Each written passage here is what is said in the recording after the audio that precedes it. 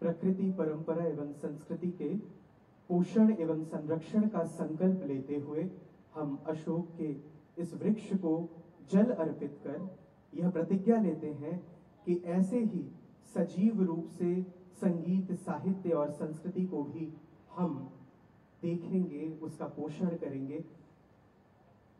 माननीय मुख्यमंत्री जी एवं मंचासीन सभी अतिथिगण के कर कमलों द्वारा अशोक के इस पौधे पर जल अर्पण करने के साथ ही टाइमलेस अयोध्या फेस्टिवल का शुभारंभ हो रहा है।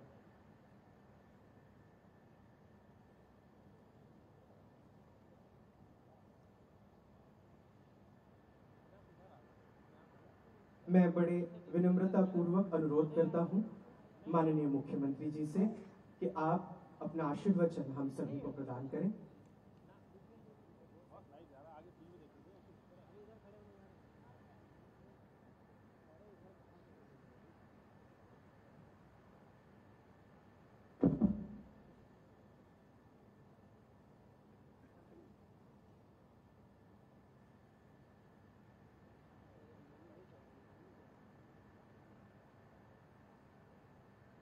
अयोध्या लिटरेचर फेस्टिवल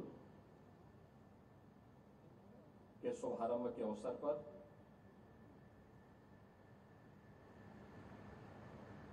आज के इस समारोह में उपस्थित प्रदेश सरकार में मंत्रिमंडल के मेरे वरिष्ठ सहयोगी, अयोध्या जनपद के प्रभारी मंत्री श्री सूर्य प्रताप शाही जी, प्रदेश के सूक्ष्म लघु मध्यम उद्यम विभाग के मंत्री श्री राकेश सचान जी, अयोध्या लिटरेचर फेस्ट के संयोजक श्री यतेंद्र मिश्र जी, उत्तर प्रदेश सरकार के सलाहकार श्री अवनीश अवस्थी जी,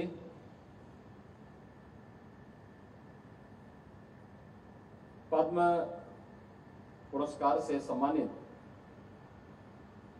सुप्रख्यात कलाकार श्रीमती मालिनी अवस्थी जी, चंद्र प्रकाश द्विवेदी जी, श्री प्रविंदर सिंह जी, अनंत विजय जी,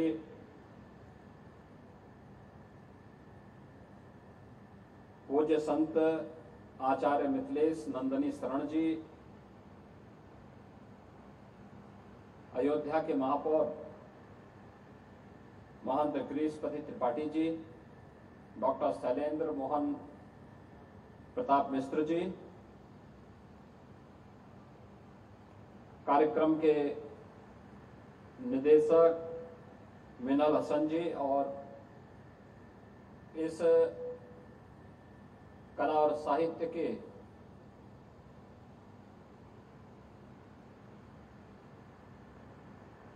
मिनी कुंभ में उपस्थित सभी बहनों और भाइयों, अयोध्या में अपने आप में आधुनिक समय का यह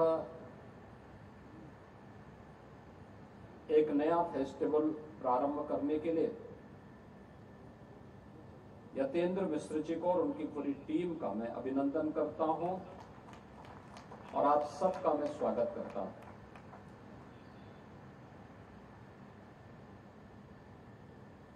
अयोध्या भारत के सनातन धर्म की एक आधार भूमि है, सप्तपुरियों में प्रथम पुरी है। सनातन काल से ही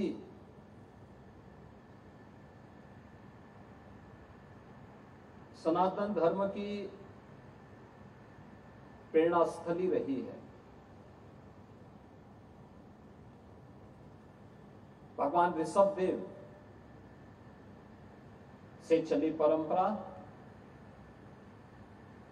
जिसे भगवान मनु ने न केवल पूरी पृथ्वी में मनुष्यों के रहने की व्यवस्था का संचालन कैसे होना चाहिए, जिसे आप मानव धर्म कह सकते हैं, उसकी शुरुआती भूमि यही अयोध्या है। और इसी अयोध्या में सूर्यवंश की परंपरा में श्री हरि विष्णु के एक अवतार के रूप में मानवीय मर्यादा और आदर्श के जो सर्वोत्तम स्वरूप हैं वह हैं प्रभु श्री राम। प्रभु श्री राम की इस पावन धरा भूमि पर आयोजित यह सम्मेलन अपने आप में अद्भुत है। मैं इसे अद्भुत इसलिए कहूंगा कि इतने वर्षों तक अयोध्या क्यों मौन रही, जबकि यह एक सत्य है कि जिसने राम पर लिखा वह महान हुआ।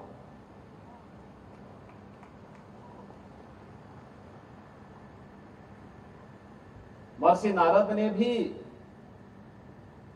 महर्षि वाल्मीकि को एक ही बात कही। जब वाल्मीकि के मुंह पर एक छंद फूट रहा था तो उन्होंने कहा, मैं किसको समर्पित करूं? तो नारद जी ने उन्हें प्रेरणा दी कि इस धरती पर लिखने के लिए कोई एक महामानव है जो ईश्वरीय सत्ता का संचालन कर रहा है, वह केवल राम है। राम पर लिखोगे तो लेखनी धन्य हो जाएगी और महानता को प्राप्त करेगी। व्यावहारिक संस्कृत का दुनिया का पहला महाकाव्य रामायण बन गई। और याद करिए, वह आधार भूमि बनती है साहित्य की। हम वैदिक संस्कृत से व्यावहारिक संस्कृत में आ गए। व्यावहारिक संस्कृत से कैसे अपनी लेखनी को धन्य करना है, यह अगर सीखना है तो महर्षि वाल्मीकि के शरण में जाइए, जिन्होंने राम को आधार बना करके महाकाव्य की रचना कर डाली। उससे पहले उस प्रकार का महाकाव्य किसी ने नहीं रचा था। लेकिन मर्यादा पुरुषोत्तम भगवान राम उसकी आत्मा बने, अयोध्या उसका आधार बना, तो साहित्य की एक नई विधा का सृजन हो गया। साहित्य की जिस नई विधा का सृजन होता है वह कालांतर में आपने फिर देखा होगा, पुराणों की परंपरा में वही व्यावहारिक संस्कृत अपनाई जाती रही और फिर यह आम जन के लिए इतनी लोकप्रिय हुई कि केवल भारत की ही नहीं बल्कि दुनिया की कोई ऐसी भाषा नहीं जिसमें रामायण या रामचरितमानस किसी न किसी रूप में लोगों के हृदय को न छू रही हो। आज भी आप देखते होंगे, हम लोगों ने 2017 में जब अयोध्या में दीपोत्सव के आयोजन को आगे बढ़ाया था, हमारे मन में एक ही बात थी और वो बात यही थी कि कैसे भी हो अयोध्या को उसकी पहचान मिलनी चाहिए।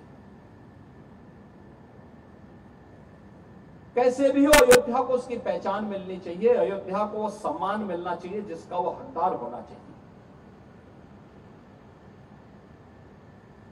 एक द्वंद्व था जब अयोध्या में पहली बार आने की बात हुई। यद्यपि मेरी 3 पीढ़ियां श्री राम जन्मभूमि आंदोलन के लिए समर्पित थी, मुझे कोई समस्या नहीं थी, लेकिन शासकीय व्यवस्था जिस नौकरशाही से जकड़ी होती है, उस नौकरशाही में एक बड़ा वर्ग ऐसा था जो कहता था कि मुख्यमंत्री के रूप में अयोध्या जाने से विवाद खड़ा होगा।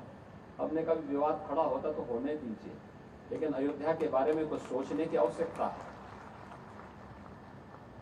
फिर एक वर्ग ऐसा था जिसने कहा कि आप जाएंगे फिर राम मंदिर की बात होगी। तो मैंने कहा कौन हम सत्ता के लिए आए हैं, राम मंदिर के लिए सत्ता भी गंवानी पड़ेगी तो कोई समस्या नहीं होनी चाहिए। और हम लोग उस समय फिर इस कार्यक्रम के साथ जुड़े। मैंने से 19 अवस्थी से कहा, मैंने कहा बस चुपचाप जाकर के देखो दीपोत्सव का कार्यक्रम कैसे हो सकता है। और वे यहाँ आए, उन्होंने यहाँ सर्वे किया, उन्होंने कहा दीपोत्सव का आयोजन होना चाहिए। मैंने कहा मैं जाऊंगा, दीपोत्सव करते करते बीच में फिर राम मंदिर की बात उठेगी तो इसको क्या करेंगे। उन्होंने कहा नहीं, कार्यक्रम हो इसके बारे में हम सबसे बात करते हैं और सबका सकारात्मक भाव हो। और आज आप देख रहे होंगे दीपावली के एक दिन पहले अयोध्या का दीपोत्सव अयोध्या का एक फेस्टिवल बन गया, एक पर्व बन गया है। लाखों की संख्या में श्रद्धालु आते हैं और मैं मानता हूं यह शुरुआत थी अयोध्या में राम जन्मभूमि बनने की शुरुआत थी, राम जन्मभूमि की आधारशिला रखने की एक शुरुआत थी। अभी मैं जन्मभूमि दर्शन करके आ रहा हूं। मैं गत वर्ष अयोध्या में आए हुए श्रद्धालुओं की संख्या को देख रहा था और मैंने 2015-16 में भी कितने श्रद्धालु यहाँ आए, 16-17 में कितने आए, वो आंकड़ों को भी देख रहा था। एक समय था जब पूरे वर्ष भर में केवल 2,34,000 श्रद्धालु यहाँ पर आए थे 16-17 में। और मैं गत वर्ष के आंकड़े देख रहा था, गत वर्ष अयोध्या धाम में श्रद्धालुओं की संख्या आई थी 16 करोड़। आप अनुमान करिए क्या 2,34,000 और 16 करोड़ में कोई अंतर ही नहीं है। अभी आप देख रहे होंगे लाखों लोग अयोध्या में आज भी दर्शनार्थ आए थे। लोग चाहते थे लेकिन लीडरशिप का अभाव था, लोग उसको आगे नहीं बढ़ने देना चाहते थे, सही जानकारी और सही तथ्यों को सामने नहीं आने देना चाहते थे। लेकिन हम सब आभारी हैं प्रधानमंत्री मोदी जी के, जिन्होंने विरासत और विकास को एक साथ जोड़ करके भारत की परंपरा को उस गौरव के साथ आगे बढ़ने के लिए प्रेरित किया। और मुझे लगता है कि आज के दिन पर वह लेखनी का आधार बनना चाहिए, क्योंकि जो लेखनी आज होगी वह आने वाली पीढ़ी के लिए धरोहर बनेगी, आने वाली पीढ़ी के लिए एक प्रेरणा बनेगी। कैसे भारत का नेतृत्व बदलने के साथ ही भारत एक नए भारत के बारे में सोचने लग गया, एक भारत श्रेष्ठ भारत के बारे में सोचने लग गया। एक समय था जब भारत का वासी अपने आप को भारतीय कहने में थोड़ा संकोच करने लग गया था। उत्तर प्रदेश का वासी अपनी पहचान को छुपाता था। ज्यादा समय नहीं, एक दशक पहले की स्थिति थी। और आज क्या परिवर्तन आया है। जो नहीं भी होगा उत्तर प्रदेश का, वो भी कहता मैं भी उत्तर प्रदेश का हूं। जो नहीं भी होगा भारत का, वह कहेगा कि मैं भारतीय हूं। और मैं सच कहूं, दुनिया में ये स्थिति है। मुझे एक बार यूरोप में जाने का अवसर प्राप्त हुआ। मैं ऐसे ही निकला घूमने के लिए, एक टैक्सी पकड़ी। मैंने उससे पूछा, मैंने कहा भाई मुझे टैक्सी वाला भारत ऐसा लग रहा था जैसे भारतीय हो। तो मैंने उससे पूछा कहां के रहने वाले हो। उसने कहा पंजाब। फिर मैंने कहा पंजाब कहां से, और थोड़ा ठेका। मैंने कहा पंजाब का बोल रहा है, कोई बोल अमृतसर का बोलेगा, लुधियाना का बोलेगा, या किसी पंजाब के किसी कस्बे का बोल लेगा। मैंने कहा क्यों, पंजाब से चुप क्यों गए। कहा साहब पाकिस्तान का रहने वाला हूं, पाकिस्तान वाले पंजाब से। तो मैंने कहा तुमने इंडिया क्यों कहा, तुमने भारतीय क्यों कहा। उसने कहा साहब भारतीय कहने पर हम लोग सेफ रहते हैं, अगर हम पाकिस्तान का बोल दें तो पता नहीं क्या हो जाए। यह स्थिति आज दुनिया के अंदर है। भारत के प्रति सम्मान का भाव है, लेकिन जिन्होंने दुनिया को आतंकवाद दिया उनके प्रति उतनी ही नफरत का भाव दुनिया के मन में भी है।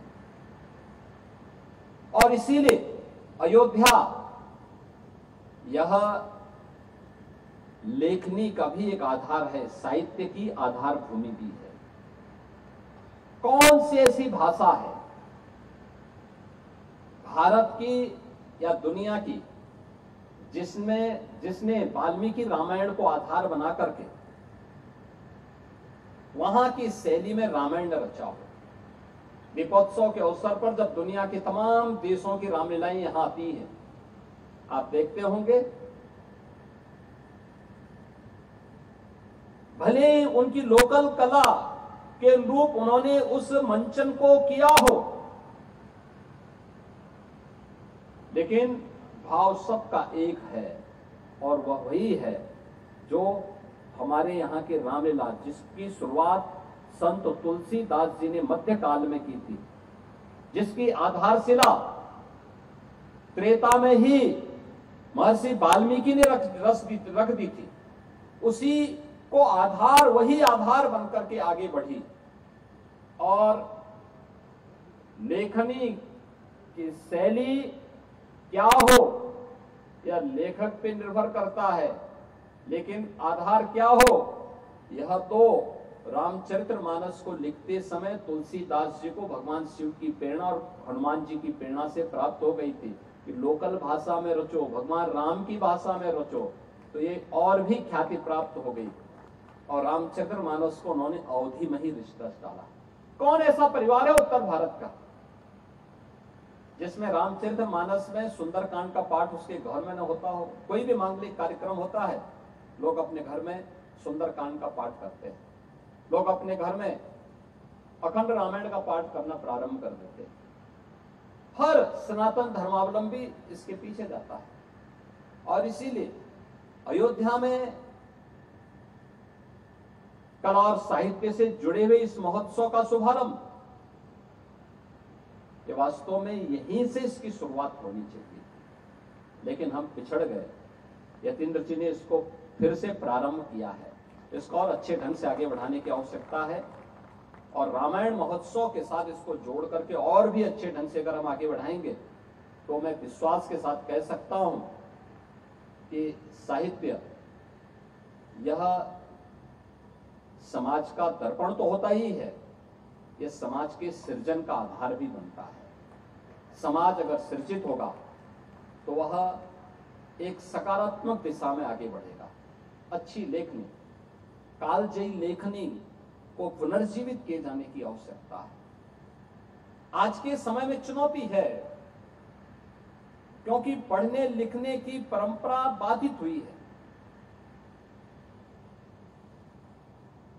डिजिटल मीडिया ने, सोशल मीडिया ने अनेक बैरियर खड़े किए हैं, लेकिन इन बैरियर को पार करते हुए भी अगर हम कोई रास्ता फिर से बना सकें और कोई कालजयी रचना के सृजन का मार्ग इस प्रकार के लिटरेचर फेस्टिवल के माध्यम से आगे बढ़ा सकेंगे तो निश्चित ही साहित्य के लिए भी, समाज के लिए भी वह अत्यंत उपयोगी साबित होगा।